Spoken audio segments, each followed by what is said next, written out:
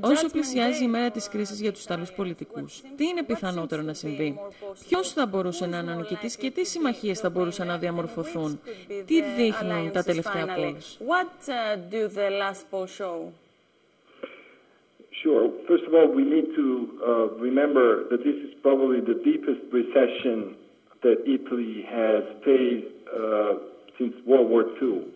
So the situation, the gravity of the situation is of such a degree that, of course, this election will have to be watched quite closely and could have a strong impact on the Italian future and on the future of Europe as a whole.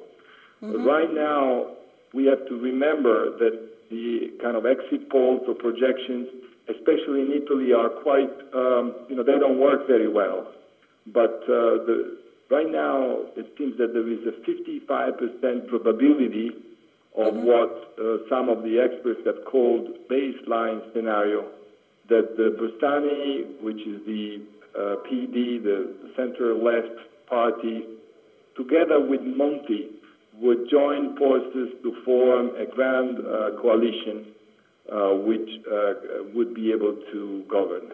And then there is a second scenario which is attributed 35%, that instead there's many people that they haven't decided what to vote, and the Berlusconi will completely close the gap and take control of the Chamber of Deputies. But in that case, it would be quite difficult to have control of the Senate, which would then mean that soon there will be new elections, and the volatility in the market would be quite high. There is another scenario to which the experts attribute 10% probability that instead would have a very strong victory from Berlusconi and its allies. But the problem with all of this has to be focused on a special electoral system which was introduced by the Berlusconi government, which makes very, very difficult for a majority to operate in the government. And this law was called Porcellum in Latin, and the people who actually Mr. Calderoli, who's the one of the Northern League that masterminded this electoral system, himself, of course, declared that it's a very dirty law, which means that it's very difficult for the majority to win control of the Senate, which is the higher chamber. And it doesn't matter whatever, if the higher chamber or the lower chamber, the problem is that the government to operate needs the approval of both chambers. So in the 55% probability, we have to define two possibilities. That one, this coalition will have a very strong majority in the lower house and in the Senate. And the second one is that, unfortunately, they won't have such a majority in the Senate, which would, of course, create turmoil and volatility and instability.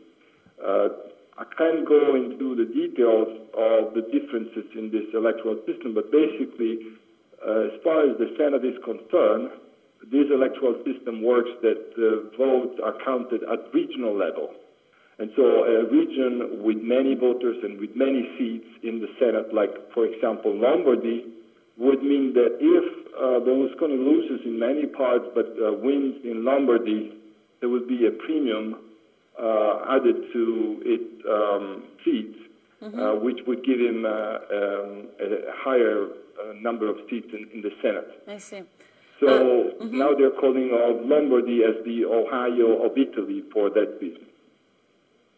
And as a matter of fact, one of the things that the coalition government seems to say to change immediately if and when they come into power is to solve the conflicts of interest as far as the law on conflicts of interest is concerned, and immediately to reform this electoral system, which makes the country very difficult govern. Yes, you're right, you're right. And I would like to go to. Θα ήθελα να περάσουμε και σε ένα άλλο σημαντικό θέμα.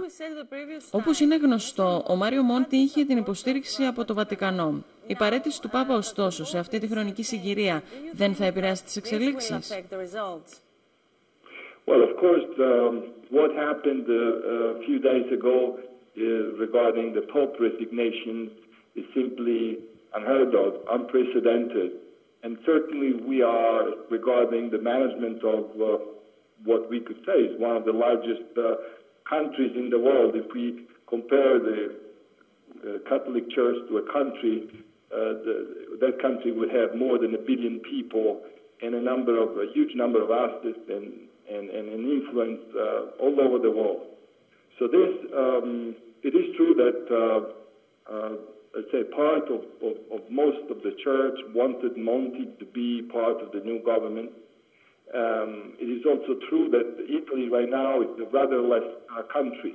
It's like a ship without anyone conducting it, because the government is no longer there, and the church, which plays, of course, a very important part in the Italian life and Italian society, is also without the head. So for sure, these elections will be affected by this unprecedented fact. I think in one way, for sure, and it looks like one element of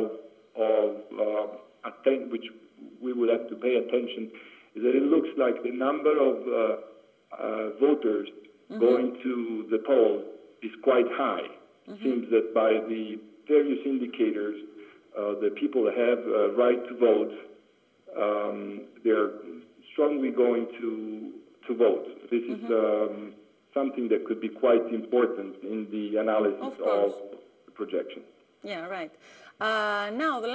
Όπως γνωρίζουμε πάντως, οι Ευρωπαίοι έχουν ένα συγκεκριμένο σχέδιο για το σύνολο της Ευρωζώνης. Πιστεύετε ότι το αποτέλεσμα των Ιταλικών εκλογών ενδέχεται να προκαλέσει πρόβλημα δημιουργώντας αστάθεια στην Ευρωζώνη?